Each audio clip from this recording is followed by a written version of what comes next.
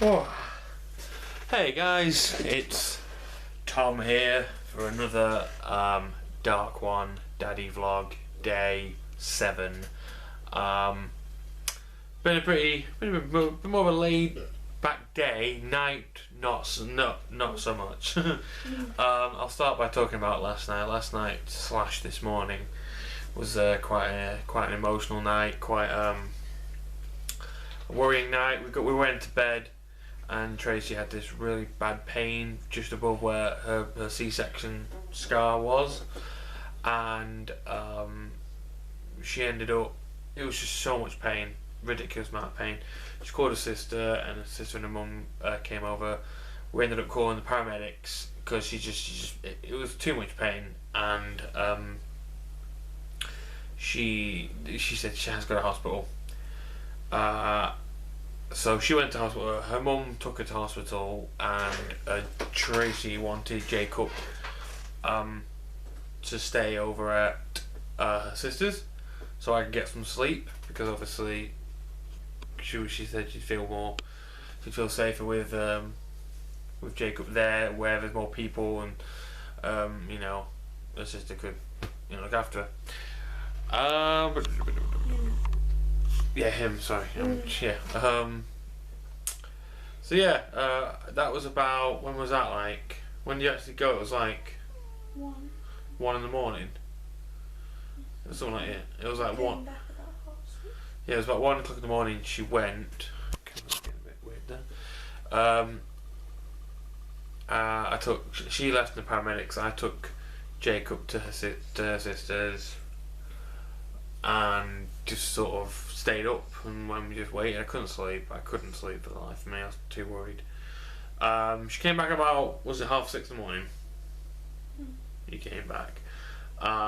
They just said it was like a really poor muscle or something, didn't they? Yeah, I had to have my bloods and everything checked just in case. Yeah. It's really, really bad. Yeah, I don't know if you heard that. She had to have all the bloods checked and all that. Everything came back clear though, didn't it? It's just to think it might be she might have pulled something when laughing yesterday, or It basically, where the cesarean was done, my muscles were pulled so much apart that they were overstretched to oblivion. So obviously they've been healing the past few days, and that moment when I laughed, it literally re-stretched it. But obviously I didn't have the epidural going to stop me feeling that, and so I felt basically people tearing my muscles apart again. Yeah. And without the appropriate painkillers, it was just agony. But now I've got better painkillers that can cope. Yeah, they gave her crocodile, which, because we're not breastfeeding anymore, she can now have. So, because they wouldn't have let you have it if you were breastfeeding, would they? Just something to your breast milk or something or other. But yeah, obviously Jacob was still at Tracy's sister's for the day, so we went to bed and we had a good couple of hours, didn't we? We actually had a good night's sleep, but yeah, it worked out. It worked out in the end. Today, like I say, it's been quite a chill back day with Jacob. We've just been chilling. Again, chilling out. My mum and stepdad came and visited today. We went for a little walk. It's something we're going to start doing every morning, pretty much. Is go for small walks, because that's a great way to keep Tracy's her leg muscles working, and hopefully it'll help heal, because she's using the muscles but not overusing them. But yeah, it's been a good day. Tracy's kind of been on and off sleeping. Baby's fine. Jacob's just chilling next to her. We've moved on to a different formula milk. It's moved on to like a called like a hungry baby one, and basically it's for babies that are just hungrier than regular babies, which our son is. And basically it has more like protein and stuff in like that, and it just helps them. It's thicker, yeah, it's thicker, and it helps them. Which it's helped in other ways as well, because I'm not sure if I mentioned already, but Jakey was drinking really fast, like stupid fast, and he kept like getting hiccups and and you know, a lot of liquid in his poo. A lot of liquid in his poo, and just getting gassy very quickly because he was just chugging it. But ever since we went for the thicker stuff, he drinks it much slower now, so he doesn't drink nearly as much. So we've moved on to that. So that can be today's lesson: is really keep an eye on, if you've got a baby and all that, really keep an eye on their feeding pattern. If you're going from formula, if you find that they're just guzzling it down and they're getting hiccups more from it and they're just drinking it too quickly, try go to the thicker stuff. Try go on to the hungrier baby formula, and see what happens. Because again, it's filling him up more, and it's taking him longer to drink it, so he's regulating his feeding better. So yeah, we're learning not to. We've totally scrapped the whole every 3 hours malarkey. We're feeding him at reasonable times, and then we're just sort of letting him do his own thing when he seriously cries for it. But we're not. He's a little. We discovered how much of a little showman he was, didn't we? He keeps last night. He kept sort of starting a big cry, but then when we sort of didn't realise, when we just sort of left it for a bit, he'd cry, and then he'd kind of realise, okay, I'm not getting picked up, and then he'd just stop. It's like it was just for attention. So definitely that's gonna be another lesson today. Keep an eye out for, if your baby starts crying immediately, like a proper big cry, don't just immediately jump in there and be like, oh yeah, we've got to feed him now, because he might just be putting on a show just for the sake of some food or attention. Because at the point we'd put him down on the side, spitting all the way there. We'd put him down on the side, and no one was really paying attention. We were obviously watching him, but we wasn't, mollycoddling him or making a big fuss over him. And so he was just kind of like, he would start a big cry, we'd ignore him for a bit, and then he'd stop because he realised he wasn't getting what he wanted. It wasn't even for a bit, it was literally just like one and then he just like went. Yeah. Oh, your phone's ringing. Tracy's getting a phone call from her. That's her sister. Yeah. Okay. I've that was a couple of hours have passed. Tracy's sister just called. We had to sort something out. Just had to go out, and it's been it was about nearly 10 o'clock when I started recording, and it's now, it's nearly midnight. Wait, it can't be that time. Yeah, it's 20 to 1 in the morning. So it's been a few hours. I've just had to put Tracy and Jacob in bed. Where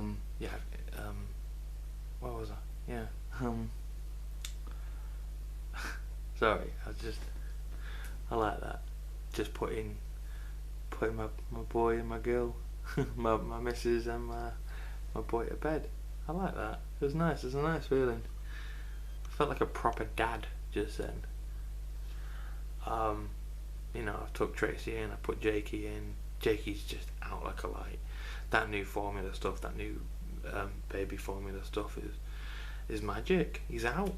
He's just totally gone, and it's like midnight, and hopefully he'll still have for a good few hours and we'll actually get to sleep.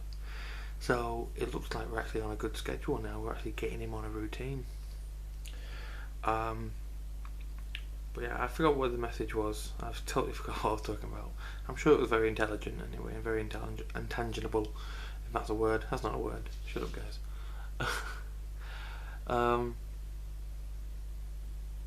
It is really great being a dad. I know it's only day 7, but end of the first week. But it's fantastic, I tell you. I'm a guy who has to be constantly entertained by something, whether it be my imagination or a game or something, but I could look at that boy for hours and just watch him. Just watch him sleep. And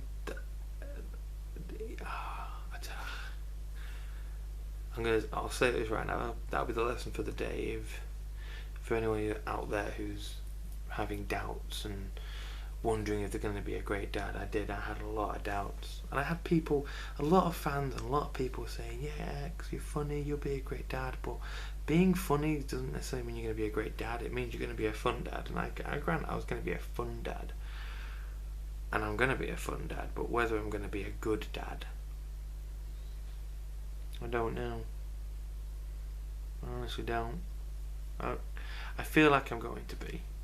I'm going to put my heart and soul in it, but if you're out there now thinking you're not going to be a good dad, or you don't know if you're going to be a good dad, or whatever, what I'm feeling right now after the first week is it's the best feeling ever. It really is. I mean, I didn't say this before, but when Tracy left in the ambulance and I was taking Jacob, I burst into tears. I absolutely burst into tears, because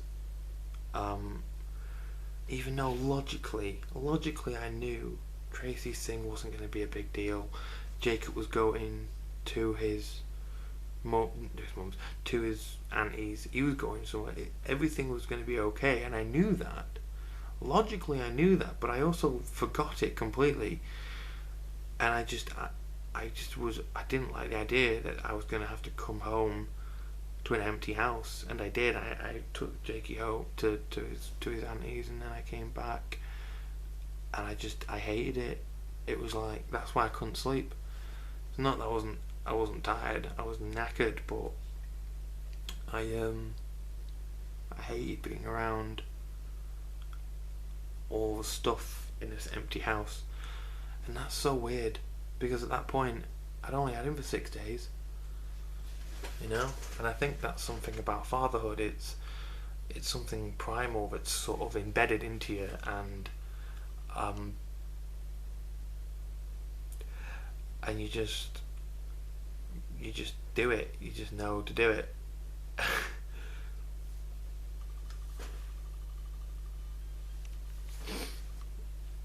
Sorry.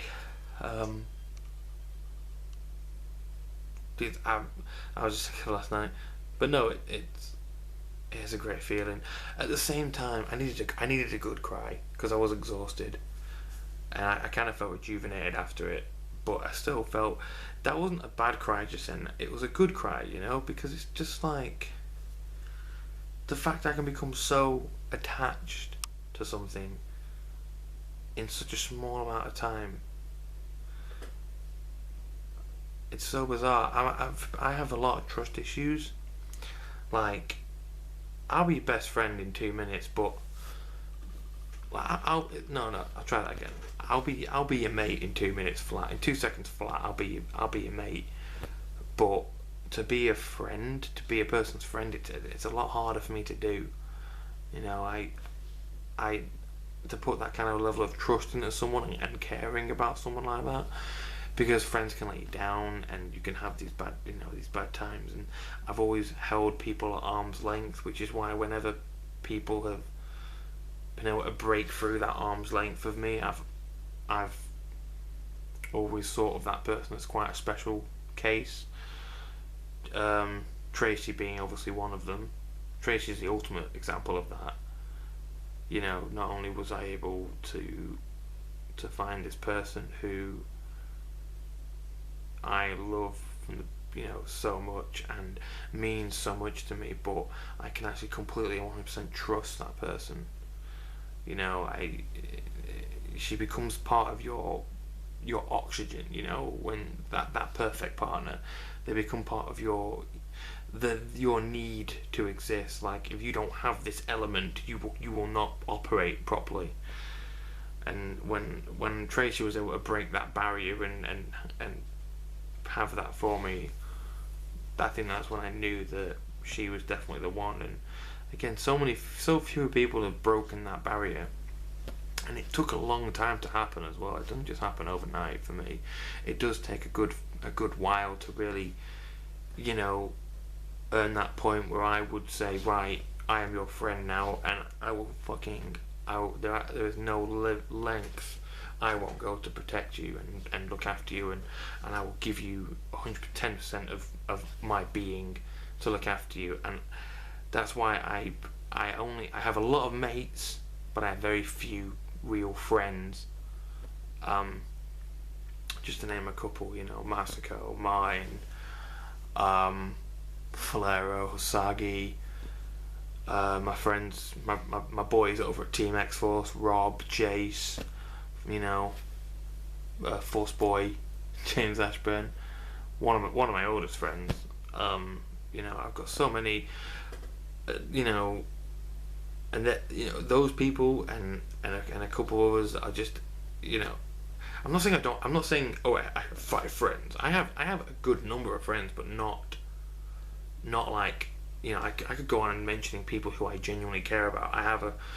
But it's hard to get to. What I'm saying is, I have a lot of friends, but it's hard to get that status for me. I mean, I'll be your best mate in 2 minutes of meeting me, which is probably why a lot of fans, they come to me and they say, yeah, you're very approachable, you're very nice. I'm like, yeah, no, and I like having that nature about me. I'm kind of digressing from the subject, but I'm building up to something. I'm trying to make a point that to earn the kind of love and just caring in general,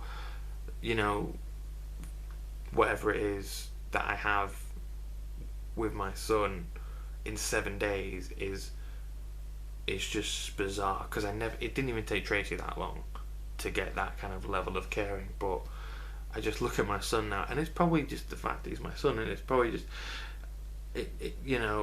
it's just the instinct. He's my son, I have to protect him. But the fact that I just think that I was sending my son, I should have been praising the hills that I was having a night away, and I'm sure in a few years, when he's older and I'm getting, I'll be one of those parents that's like, oh yeah, finally I get a night to myself. But the fact it was a 6th day and I just bawled my eyes out knowing I wasn't going to have him for the night,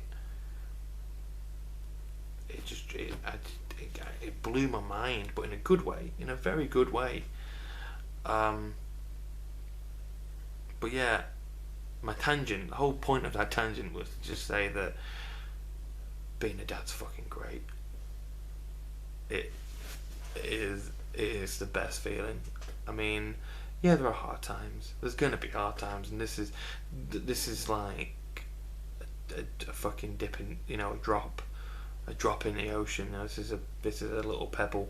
It's nothing for what we're gonna have to face in the future. It's gonna get worse, but it's gonna get better as well. It's gonna be great times ahead. So I'm worried, but mentally prepared to be there for my son, for my fiance, for my family. I can't get over saying that. Every time I tell you this, one thing is, every time when Tracy's like been with Jacob and chatting to him and hello beautiful boy, and every time I see it, I just want to cry. When I see Tracy and Jacob together, and I look at that, and it's just like, that's my family. That's my family. That is the woman I chose. That is the child we made, and